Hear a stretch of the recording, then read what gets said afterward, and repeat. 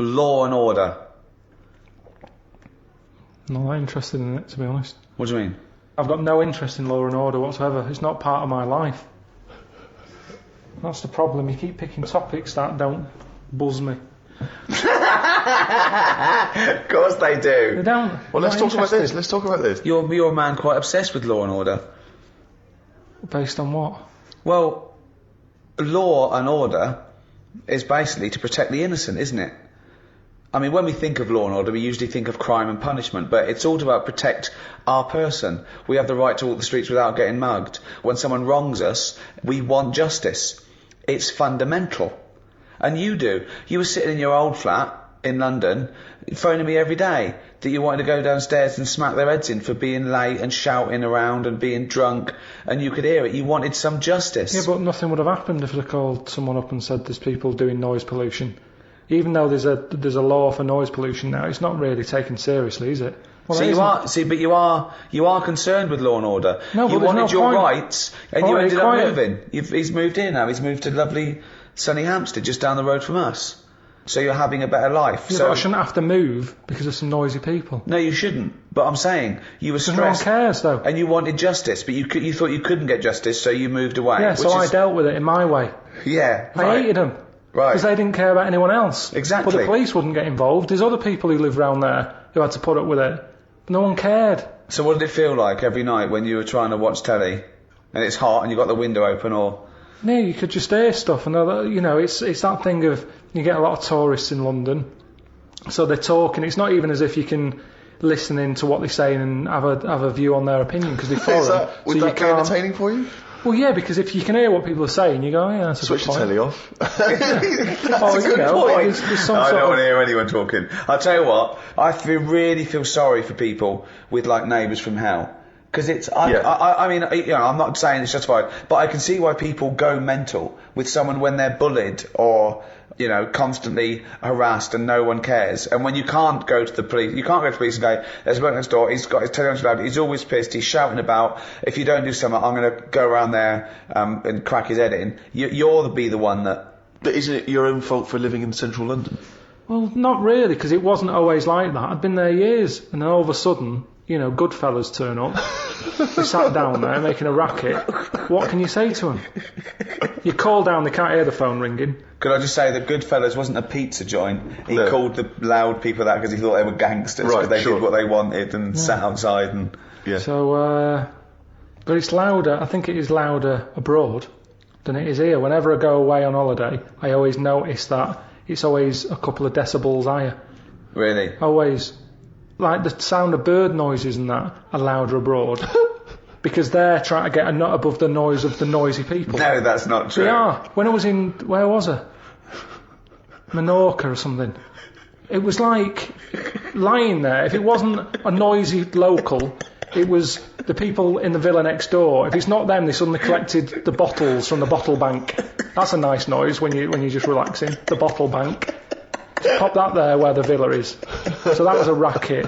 There was just so much noise. Animals, creatures. You can't escape it. It's the one thing you can't escape, noise. Your ears never turn off. No. They're always there. But I've told you before, wear earplugs if you have to. I don't like it. But he doesn't like. He says he can hear the sound of his own art. Well, there's always a sound. Like your eyes, you can close them. My eyes close all the time, and if I don't like the look of something, if I don't like the look of something, they close before even I've thought about if I want to see it or not. What do you think exactly?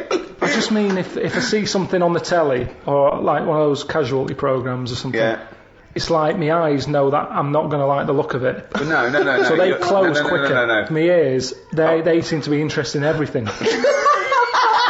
even though I'm not. What I mean is, you can't close your ears. Yeah, that's what I'm saying. Exactly, yeah. You can't. You can never. So that's why I like the idea that your eyes are closing when you. I was watching that. Yeah, what are you doing? Have your eyes ever closed something that you're going? No, they normally get it right. Your eyes aren't making any get it decisions. right. You're making decisions. You turn away because you don't like seeing something. You don't turn away, and then you're going, "What was that?" And your eyes going, "You don't want to know. You do not know. You don't know." I'm just saying anyway. Lovely pair of tits here. I I just mean noise pollution. It's the one thing you can't escape. It seems to me, from what you've said so far, is that these things happen to you and you feel wronged, but you either want to close your eyes and ears so you can't tell it's happening, but it's carrying on, or move away from it so you're not a victim anymore, but it's carrying on. But the thing about law and order is, you don't have to take it. You don't have to walk away. You can do something about it. You can combat being wronged. And I suppose we associate that with justice. It's not just punishment or retribution.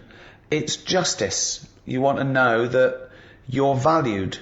This is a big issue, isn't it, Rick? Is one life more important than another? If you've transgressed in a terrible way, you've murdered, raped, whatever, and I say I'm going to put you to death because you do not belong in this society. You are too transgressive. What's to stop me? Why is that wrong? Why is that a morally wrong thing to do? Well, Karl? this is an interesting argument, isn't it? Whether capital punishment.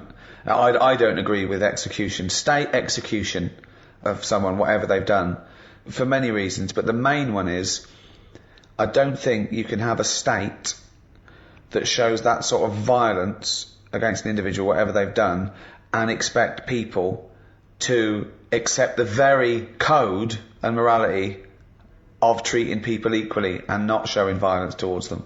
Karl, where do you stand on the tricky issue of capital punishment? You've given it some serious thought, I imagine. So what, you're asking me, like, should he be on death row? Well, should someone flip the switch, send him to his death in the electric chair?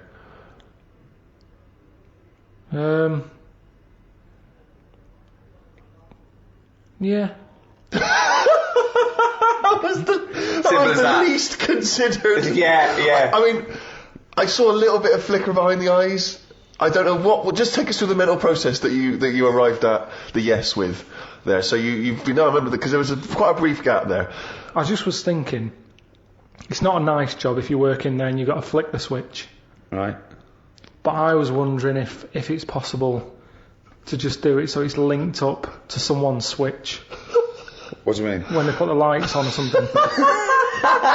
So it's like sometime tonight when the sun goes down and people start putting the lights on in their house, it could happen. But we don't know what household. They might be away on holiday. So you might get an extra 2 weeks.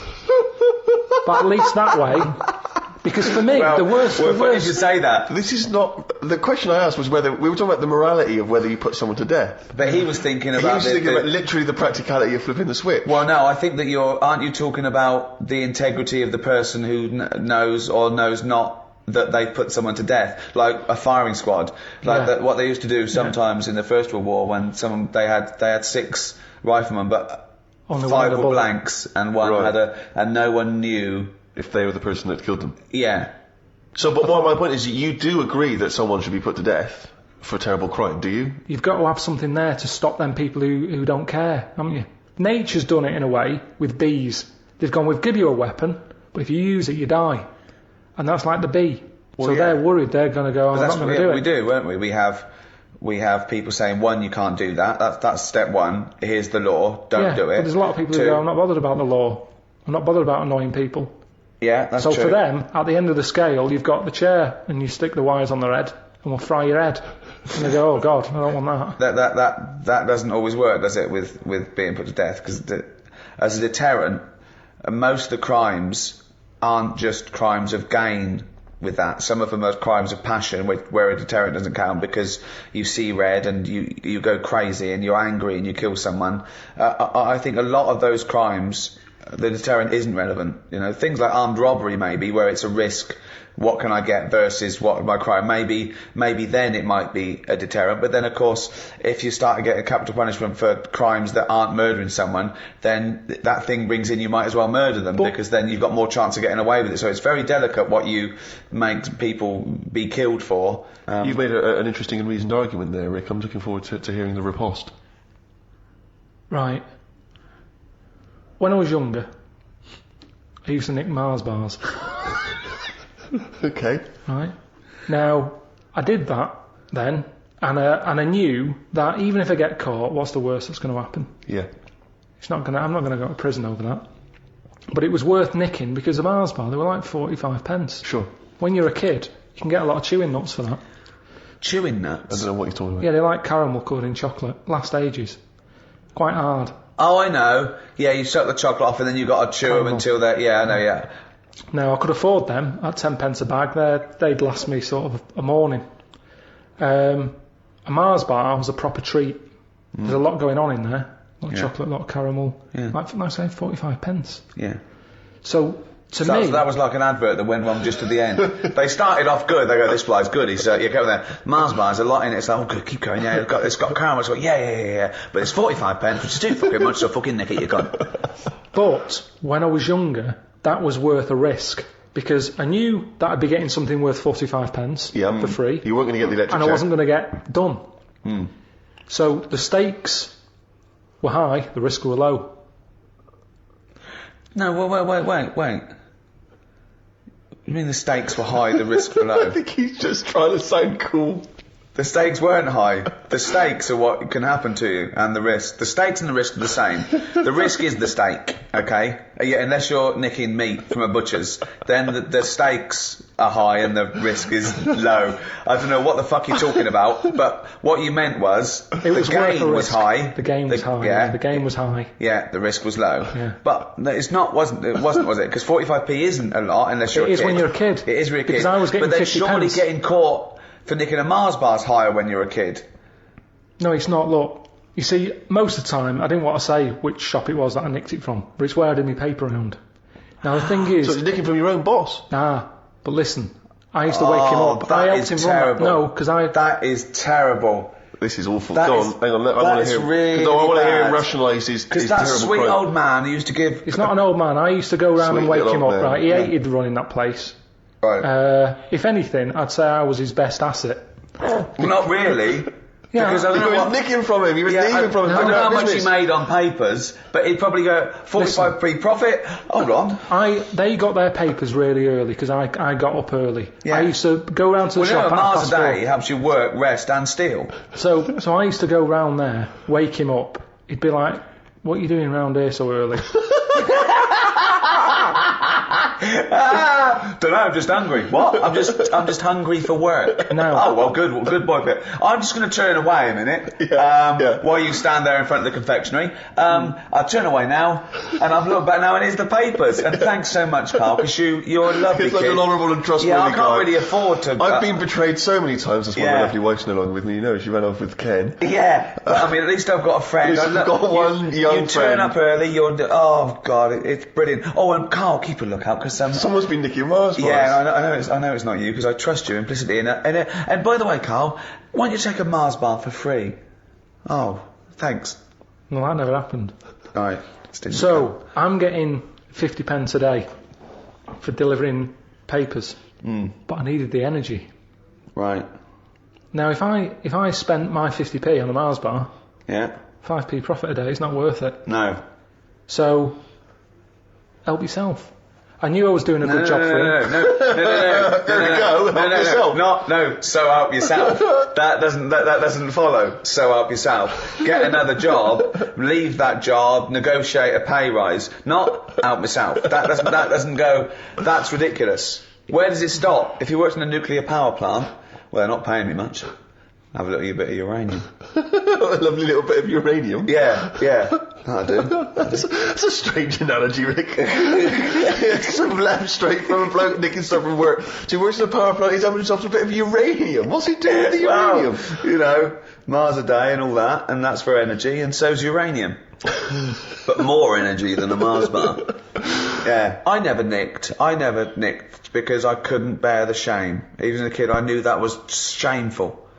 I want a clear conscience. I want to go to bed and sleep at night. And I do, Carl. I haven't got restless leg syndrome or people shouting out my window. So I sleep at night because I've got a clear conscience. And that, to me, is what guides me. Well, it's like when I first moved to London and I was travelling, when I was living in Oval, I was travelling across London all the way to Shepherd's Bush every day. That's a big, long, 45-minute, hour-long journey. And there were not barriers at either end in those days. So I could get on the tube at one end and get off the other end and no one ever checked my ticket. And I was buying tickets every day for months and months and months, and it was starting to seem to me weird. I was like, well, no one's ever checking this. So, of course, you know, got a little bit lazy. Maybe I stopped buying tickets occasionally, taking the trip back and forth, boom, boom, boom, boom. And then for maybe a month, travelled without a ticket. And then I was coming up, kind of got a bit blasé, obviously, coming up in Oval Station. Someone steps up and says, "Excuse me, can I see your ticket?"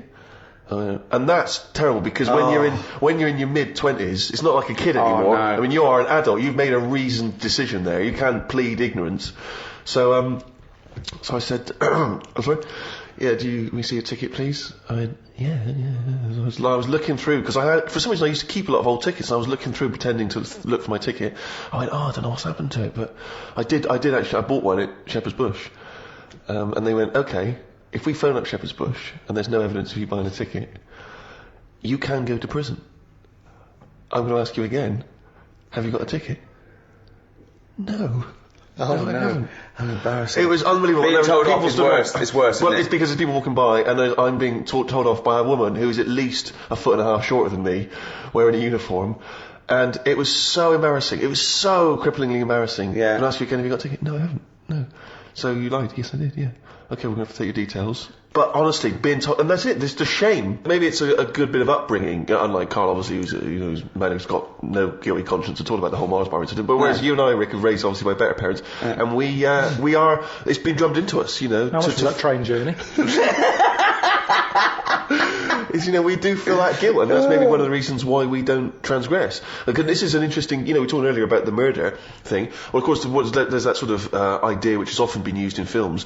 In a godless universe, and if you do not feel guilt, what's to prevent you from committing a murder? If you can get away with it, if you could commit a murder, let's say you wanted to, and you could get away with it, there is no one to judge you in a godless universe, and you can live with the guilt, what's to stop you doing it? Well, I'd just like to say now, it is a godless universe. As an atheist, there is no God, and I'm a good person, not because I'm going to get rewarded for it in heaven, because that's the way I want to live my life in a society that treats people like that. So a lot of the laws of the land, not just in the country, in many countries, are from the Bible. I mean, that kicked it off. I mean, there was laws before, obviously, and there were different gods before this one was invented. But let's have a look at the Ten Commandments. Oh, yeah. I think that lays down most of the. A lot of them are good rules of thumb. We've got to go along with them.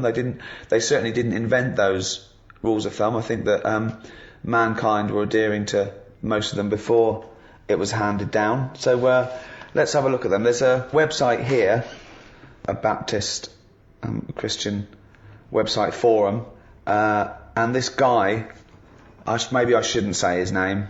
I mean, he's put it up there for public, but I don't want to embarrass him. He says, brethren and sistren.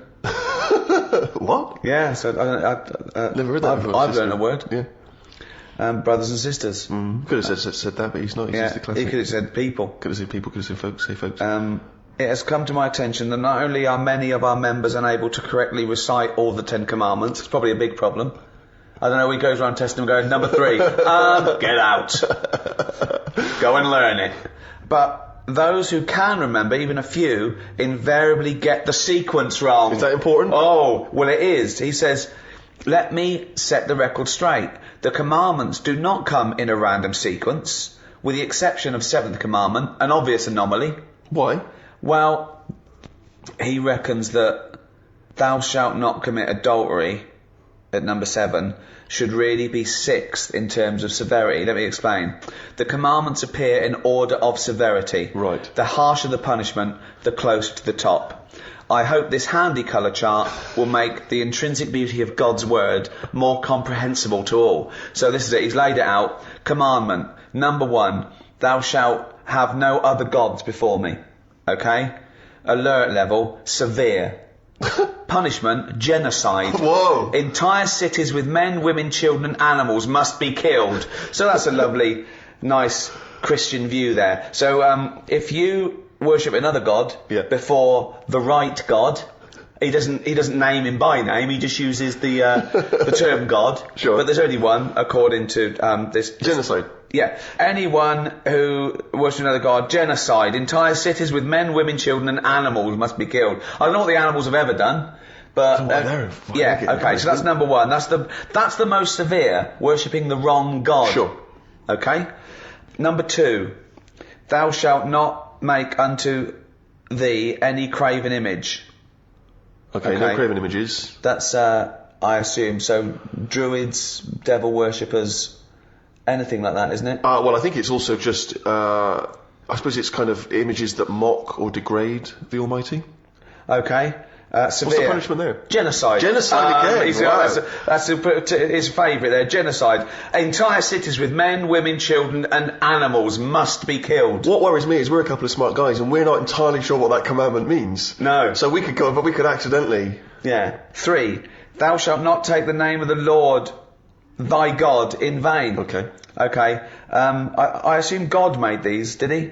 He's used the first 3 talking about himself here. Alert level high. Capital punishment. Capital punishment, so not genocide, thank God. No, you're just going to be... God. Yeah, you're just going to be put to death there, not all your friends and family and dogs. Sure. Leave the budgie? No. Number 4. Remember the Sabbath day. Keep it holy. High. So alert level high. High, yeah. Capital punishment. Death. Capital punishment again, Yeah, if you forget the holy day. Well, what makes me laugh is that sometimes you can be walking along and you go, all right, all right, I'm just going to... I keep thinking it's Monday. You what? You forgot it's Sunday? No, I just felt... death. Number 5. Honour thy father and thy mother. High. Okay, so, and if you don't honour your mother... Capital punishment. Capital punishment. Lot of death. Lot of death. Again, at the moment. Isn't it? Yeah. So strict. Yeah. We haven't even got to thou shalt not kill yet, and yet he's killed everyone so far. Wow, jeez. Now 7, he's put at number 6 here. He's put them out of order, 6 and 7, because he thinks this is higher. Thou shalt not commit adultery. High. Capital punishment. Capital punishment again. Now the fellow who did this website, he's put thou shalt not commit adultery above thou shalt not kill. God had it the other way around. God had thou shalt not kill, but this fella here, I reckon his wife played away. Right. So he went, right, I'm putting them in a different order. Because before, let's see, number 6, he's put thou shalt not kill, alert level, elevated, capital punishment in some cases. So if you murder someone, you can sometimes be killed. If you commit adultery, always death. Get killed. So I think he's made that he can have his wife put to death, right? Or he could kill her, but maybe get off with it. Right. That's why he's done that. Number 8, thou shalt not steal, guarded, excessive fines. Only in rare cases capital punishment. Oh, just excessive fines? Yeah, excessive. Number 9, thou shalt not bear false witness to thy neighbour. So basically lying low. Despisement and scorn. Is that the punishment? Yeah, for lying. Yeah, despisement and scorn. Yeah. Thou shalt not covet, really. Don't try and get stuff. Don't be jealous of stuff and try and punishment? Get it. Despisement and scorn. Despisement and scorn, sure. I'm just going to go down these, see which ones I commit. Thou shalt have no other God. I don't have any God, so I haven't broken that one. 2, craven images. No, I don't have any craven. I don't accept there's a God to. 3, thou shalt not take the name of the Lord. Again, I don't take his name in vain because I don't believe he exists, so I'm fine there. Remember the Sabbath. I always remember Sunday. I know I've got a calendar and everything, so I haven't done it that way. Honour thy father. Yeah, I do that. I've never committed adultery. Don't do that. Ever killed anyone? No, never killed anyone. Don't steal. I don't lie, and I don't covet. So I am an amazing Christian. Pretty clear. Yeah, you're a pretty clean living guy. Wow. There you go. Well, whereas, I don't know, Karl, have you ever, what's your view? I still open like post, that isn't for me. Let's see that's on there. That's opening other people's post, alert level, low, punishment, embarrassment. You have to walk along with your trousers around your ankle, saying I'm a div. Why do you open other people's mail? But it's just a fella called Bruce who he's the bloke who used to own the flat before me, and I don't know. I started off and I thought, oh, should I pass it on? You know, because when people move, it's a lot of messing about tracking down where they've gone. So I thought, should I just leave them for a bit? And I collected some for a bit, and then there was one that sort of said, "This is important" on the front of it. So I thought, how important is it? So I opened it. What was it? Was it important? Not really. It was from a tattooist. What did they say? It was just something they about. Said, "Oh, we used the AIDS needle on you. Yeah. Can you come in for a little test?" So I just started. I just kind of thought, oh, I'll start opening it, having a look, and it was weird because do you know like how you get fed up of being yourself? No, but go on. Well, I'm intrigued. Of course. No, you can just have days where you're like, I wish I was Brad Pitt. Yeah. Well, you know, and Bruce Willis in your case, isn't it? Well, this bloke was Bruce, so I just go, oh, let's see what, you know, if I was Bruce, would I be happier being him? Do you know, like I've said to you before, you never know if you don't feel well because they can't put you in someone else's body to sort of compare. No, well, most people can just use their imagination. Yeah, sure. So I sort of think... They don't actually need to physically go into someone else's body to understand that. Yeah, like terrible. Ghost. Yeah, exactly. So I think, well, would I enjoy being Bruce more? Sure. And what have you gleaned from Bruce? He's got a tattoo, we know that. There wasn't that much. It was mainly busy at Christmas. A lot of Christmas cards, which were good because I didn't get that many. Yeah. So you put up these pop 'em Christmas, you put up these Christmas cards. You had Christmas cards hanging in your flat to have a lovely Christmas, Bruce. Auntie Jean. That's crazy. Well, hang on a minute, because when you put them on your mantelpiece or your shelf or whatever, you're not looking at them every day. It's just a picture of Father Christmas. It doesn't matter who it's to or from. But why have them up at all? Well, why not just buy some make blank? it a bit Christmassy. You can just buy some blank cards and put them up. Use them There's every no year. point. I have to. Bruce has got a lot of friends. It was more awkward, right? Because the bloke downstairs, because I used to always collect the stuff for Bruce, I got talking to a bloke who's in the same block, and like he used to see me picking stuff up for Bruce. He'd always say, all right, Bruce. No! You've never told him that you're not Bruce? Well, no point. In the pub I used to drink in, the landlord got it into his head that I was Steve, right? And You don't mean me? No, You just mean to call exactly, Steve. yeah, no, Right. this was before I met you, this was like 25 years ago. And he called me Steve, and it got to the point I couldn't correct him. Yeah. Because it would have been embarrassing for him. And so after about 2 years, we were playing cards, and someone said, Ricky, and he went, who's Ricky? And I went, Ricky, and I just went red. He went, what do you mean, Ricky? I went, yeah, that's my name. He went, he said, what do you mean, fucking Ricky? I went, Ricky, and I looked at him, what do you want? Steve. I went, no, it's not Steve. He said, well, I've been calling you Steve for 2 years. I went, have you? Like denying I'd ever heard him call me Steve. Oh, this guy, right? But hang on, did he? What happened? What was the fallout from it? He's just sort of like, he was a bit confused, Yeah. and then I think he still called me Steve for a little while, but sometimes it was Ricky, sometimes it was Steve. It was fine, right? But this guy, right? He was a bank robber. Okay, Really? yeah, he'd done 17 years in all. In prison? In prison, yeah. And I was a bit scared of him. I'm fascinated. He was fine. He was done now. He'd gone straight, totally straight, and he was running this pub. And I remember once he'd tell me stories about it, and he'd go on about his. He did it with 4 people, and they all did time. And he said, but you wouldn't recognise them now. He said they are the most respectable people you'd ever seen. He said, yeah, they're just lovely businessmen, height of sophistication. He said you'd never guess, right? And then one day he came over to me. It was a busy pub. He went, Rick, Steve. He said, you know those geezers I did the crime with, the other 3. He went, yeah. He said, they are in the pub here now. See if you can guess who they are. I said, you'll never guess who they are. I looked around. I saw 3 blokes in sheepskin coats with tinted hair covered in gold sovereigns and gold necklaces. And I went, no, who? He went, those 3. I went, you are joking. You are fucking joking. That was his idea of total sophistication. They had tinted beards, but they looked like fat Bee Gees covered in gold and sheepskin. It was unbelievable. I went, oh, that is a surprise. That is a surprise. I thought they were barristers. Oh, unbelievable. I was always terrified of being mugged when I first moved to London. And you remember, Rick, I had a wallet with all my stuff in, and then I took to carrying a fake wallet. That's lovely. Okay, which I had some sort of old library cards and DVD cards, video shop cards and stuff. And like I put a £5 in there, And then I got really anxious because I thought, what if I hand over my fake wallet, and he goes, well, it's a fake wallet. Okay, then I got to hand over the real wallet, but maybe he also punishes me, takes out on me because he's angry. So then I took to carrying a second fake wallet. So I spent about 2 months carrying 3 wallets around, 2 of which were fake, right? And then, do you know the reason I stopped? Because I thought, what if I give him both fake wallets? I give him one fake wallet, he opens it, he goes, well, this is a fake wallet. I give him the second fake wallet. Now he's going to be twice as angry as he would have been if he only had the one fake wallet. And then I was thinking, what if I do give him the fake wallet, and then he just starts using the library cards and the video cards, and he could run up a huge fine. Yeah. I'd be in the same position I would have been if I give him the money. Yeah, I don't believe you'd ever put a £5 in the fake wallet. You wouldn't be willing to. Yeah. I had a run-in with crime. I was ripped off Really? in a big sting operation a few years ago. I was at home and I was rushing out, and the phone went, and it was my bank. Yeah. And I went, "Is that Mr. Gervais?" I went, "Yeah."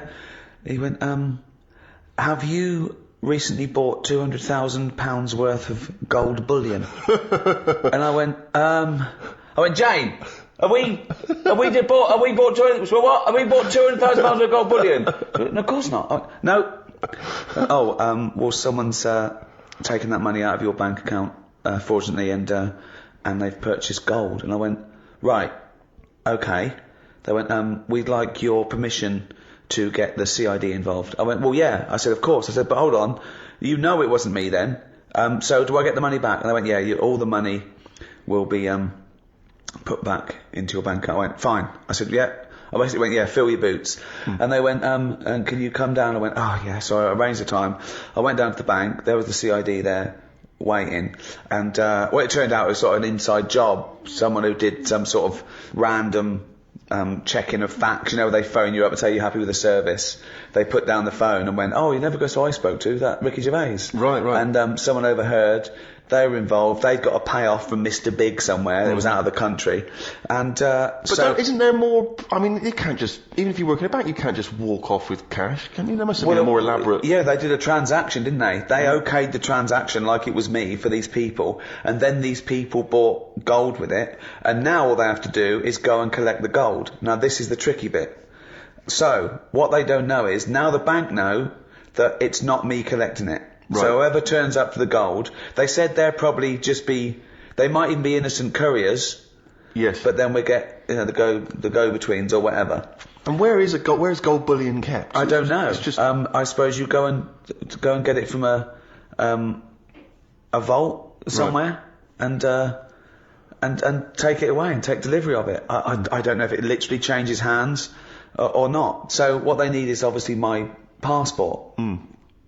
So they got the people. So it was going to go to court. Okay, I didn't have to go to court, but I had to have a meeting with the CID for all the details and take that it wasn't me and all that. Yeah. So the funny thing was, I'm there with the CID man, and I said, "Well, how did they think they were going to get away with it?" And they said, "Well, they turn up with a fake passport of yours, show the ID, and I walk away." I went, "Right, okay." And they said they get a passport from either a dead man, or they steal one, and they replace it with your details and your picture. And the CID man started smirking. Right? I went, "What?" He said, "Well, the picture they used was this one," and he showed me this fake passport. And I tell you what, I was laughing. Then he started chuckling, and we laughed for about 10 minutes because all they did was they cut out the picture on the first series of The Office from the DVD. So it's a picture of David Brent sitting behind a desk with that little smug look on his face. That's my passport and this thing. So, I mean, they might have got caught anyway. Yeah, it's nice to know that even such, elaborate operations as this, it still comes down to just idiocy, criminal incompetence. Who was left in charge of getting a photo? Yeah. I mean, they go, "Dave, you're doing so and so and so. You're Julie. You're on the inside. Dave, Bertie, can you get a picture?" "Yes." You can get a photograph of Ricky Gervais, can you? "Yes." Yeah. Right, okay. What are you going to HMV for? What are you going to HMV for? I knew we shouldn't have recruited someone who looks exactly like Bernard Bresslaw. It's unnerved me. Carl, have you been conned? There's always someone doing well out of me. There's always someone, if they're a little bit short, we'll go around to Pilkington. But 3 or 4 times a day. Sometimes I call him up and he goes, "Right, the washing machine's broken, they came round, they've done this, right, they couldn't fix it, but they had to call it, charge 90 quid. I called the bank and said, no, they can't do that. Turns out they can't do it." It's like a string of things where it looks like Carl's handing up money, like the end of a comic book. He goes, "That's for the broken window, and there's for my sausages." It's like a queue of people taking money off Carl. I don't know, they're normally alright if I'm face to face with them. Really? Yeah, if I can sort of, if I can go in a place. But a lot of stuff now is done on the phone. Yeah. It's all phone, isn't it? Because it's all over the world where you're speaking to these people. Yeah. I was talking to someone the other day about the alarm system, right, in the flat. Called them up. Thought, it'd be good to get this going again. Have an alarm system. I haven't had one for years. Might as well use it. It's there. So I called them up and said, there's an alarm system in this flat I bought. I want to get it going again. What's the situation? So they took a load of details and stuff, and they said, right, what you have to do, it's 400 quid a year. I said, what? So 400 quid a year. I said, what's that for? He said, if the alarm goes off, we can guarantee that a couple will be there in like a minute and a half. I said, I don't want that. I said, I'm just happy with the alarm just going off. I'll give the keys to the neighbour. No, you can't do that.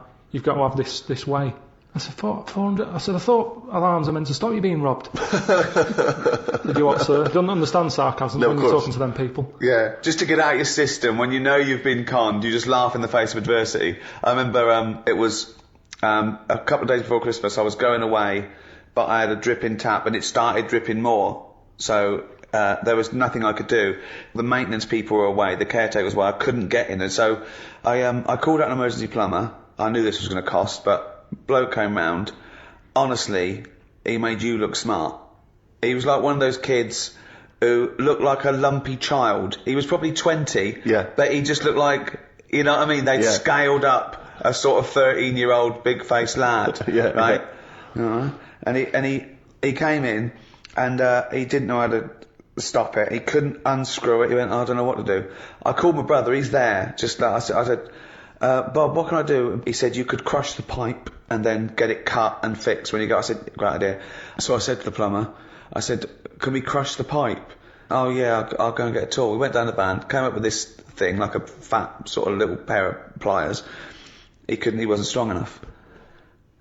So I went, I had to go. I said, well, how do we both do it? So we both put our hands on it, and we managed to crush the pipe, flatten the pipe, cut it off. He put a little thing on the end of it so it wouldn't leak. Right? I went, great. I said, how much is that? He went, 180 quid. So I went, right, okay. So I wrote him out a cheque for 180 quid. And I thought, I'll have a little bit of sarcasm. So it wasn't his idea. I helped him do it. I went, how much was that tool?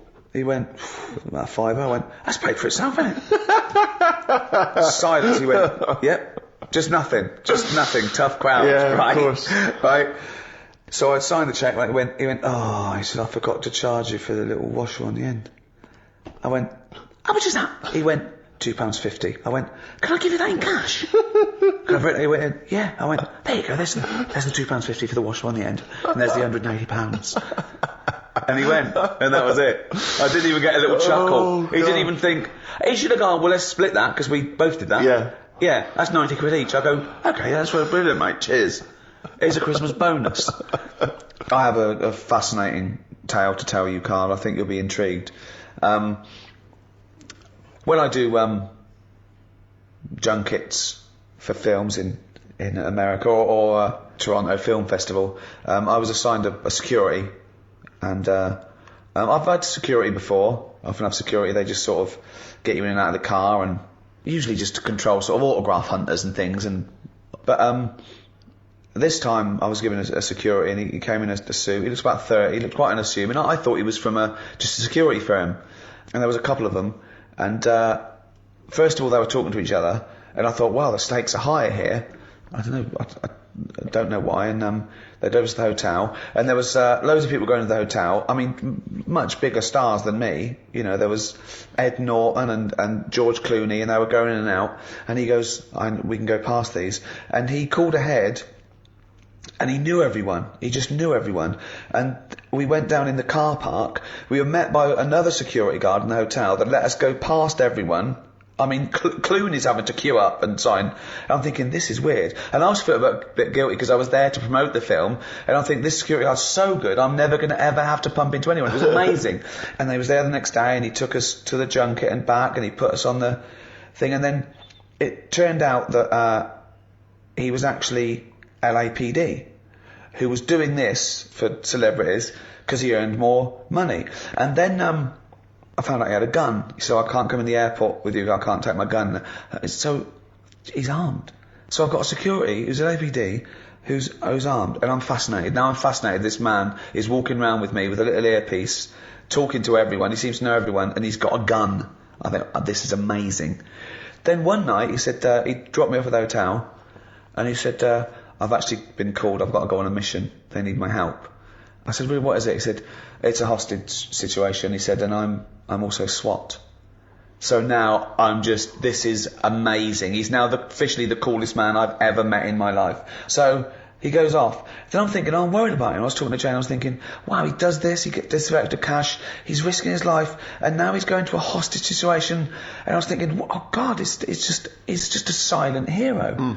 So next day he comes, I said, how was it? He said, I was fine. He said, I just turned up. He said, I had to do it in my suit. He said, because I'm the negotiator. What? So now he's an armed security guard who's an LAPD, who's special SWAT, and he's one of 9 negotiators in LA. We're in LA now. We'd come from Toronto, went via New York and LA. So I went, oh my God. And I just asked him questions for 2 hours. So the first thing that happens is, so someone runs in with a hostage. This guy, who's just a kid, who was 19, he'd done a robbery. He'd panicked and he'd run away. The police were after him. He ran in and he took his kid with him. It was just a 3-year-old kid. Okay. That often happens. Most hostages that people take are their family, because it's all they've got. And they go, I'm going to kill my wife or my kid and that. And they don't mean it. They're not going to. But they need a hostage. They've got a gun. So he talks to them and he says things to them like, you didn't mean this to happen, did you? They went, no, he said they got out of hand. It just got out of hand. And he has to let them trust him, because they've got a hatred for the police, of course. They don't trust the police. And the first thing he does is call the phone company and say, what's the number of this address? He goes, change it by 1 digit. So now only he can call that number, because of course you can't have an engaged signal. If they haven't got a phone, they have to throw a phone through a window. So they've got to have contact with this guy. I said, what happens if this guy says, you're never going to get me out, I'm going to kill all the hostages? He said, then my sole purpose is to get him to stand near a window. And I went, wow. Now apparently there's a police marksman ready, of course, if they think they've lost him. The important thing is you've got to take him out, because you've got to protect the innocent. So how they shoot him is they shoot him in the top lip, and it takes out the brainstem, so there's no reflex. And I'm just being absolutely... I'm captivated. What do you think of that, Karl, as a job? It's amazing, isn't it?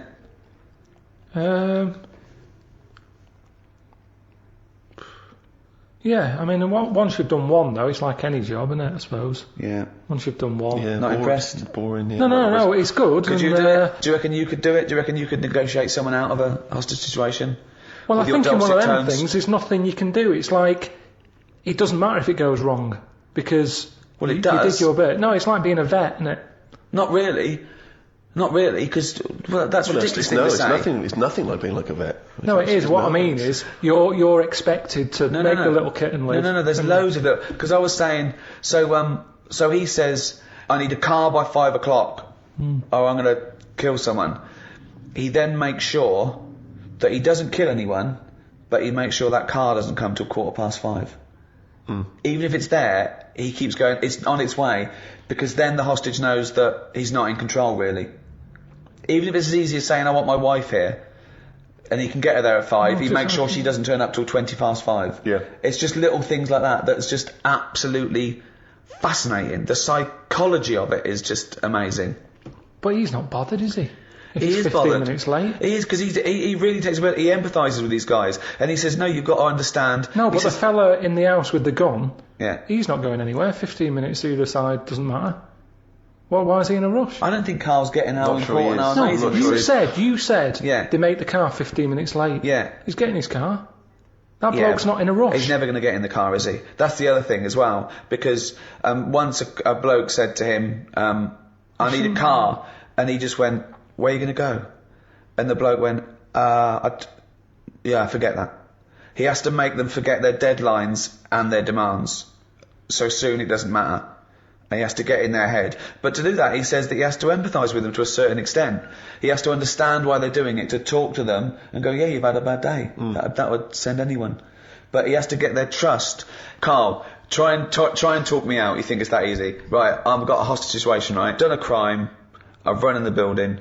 They go, there's only one person we can ask for. Get me Karl Pilkington. okay? You turn up, right, what's your So question? you've asked for me to deal with this. No, the police know that you're their top man, and there's a guy in here, he's got a gun, he's got a hostage, okay? He's just done a crime, they don't know what to do, okay? Right, you turn up, what's your first question to the... I'm talking to you.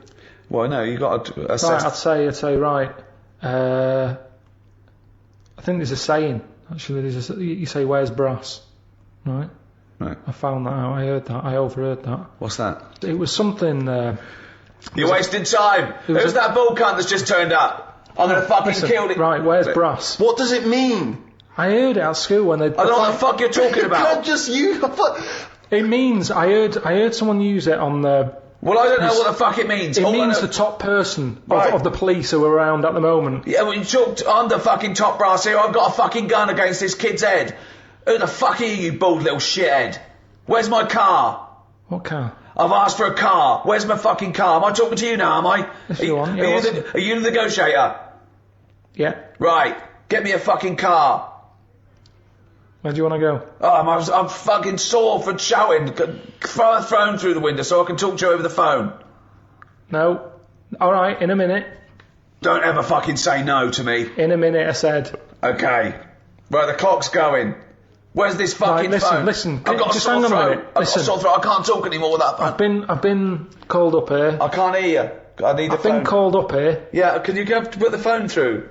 Why are you putting the phone through, you dopey cunt? You want to talk to him? because I don't want to give you a phone straight away. You said you've got to delay him. No, you've got to talk to them. You shouldn't even demand a phone. You should make sure you've got a phone, you dopey twat. Give him a phone. Right, thanks. Alright, how's it going? That's better. Right. Right. Who are you, by the way? Who are you? Bruce. I can't give you them details. Well, you can, because I've got to trust you, dopey sod. Are you police, or just some fucking cunt walking by? I'm a policeman. Right, I don't trust policemen. No, but I'm a bit higher than that.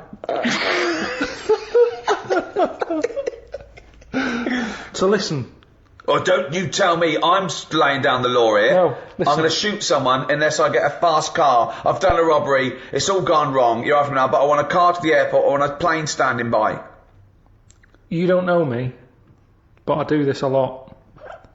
Right? And I can tell you that it never works out right. Do you know anyone who's done what you're doing and is now living a happy life? Well, I don't care. I don't care about living anyway. I don't care about living out. I don't care if this goes wrong, because I'm going to shoot the hostage. What's your problem? I'm just...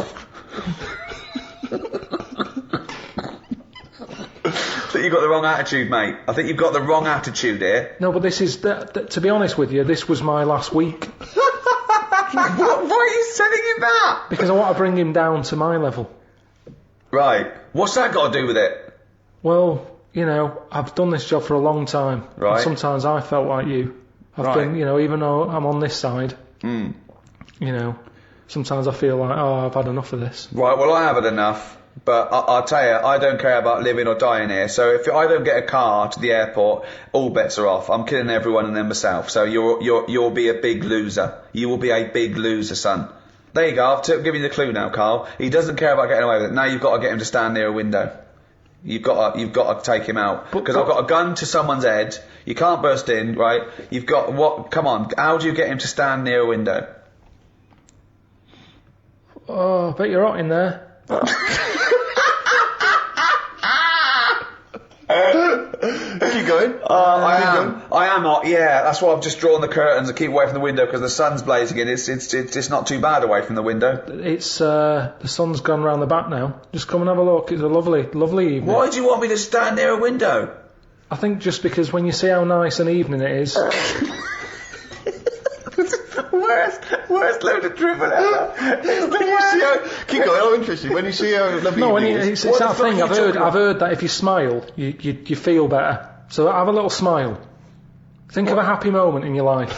I'll tell you what a happy moment in my life would be. Putting a bullet through your little round head, you cunt. Keep thinking about that image. Right. And you can see that round head. Just come to the window. I'll show you the round head. that would probably work, actually. What? No, I'm not going to come near the window. You come near the window. You come near my window. Up you come. Are you coming near the window? No, not yet. Where? Delaying it again.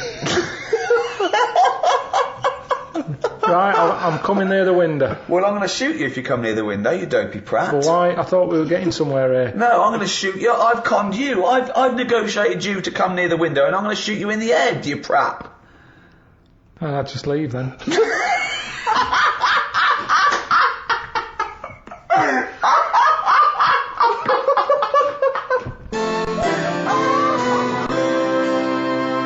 Well, that's about it. I hope you enjoyed the Ricky Gervais Guide to Law and Order. The next one in the series is the Ricky Gervais Guide to the Future, which is out on the 29th of December. So look forward to that. Anyway, it's goodbye from me, Ricky Gervais, Stephen Merchant, Goodbye. and Karl Pilkington. Right.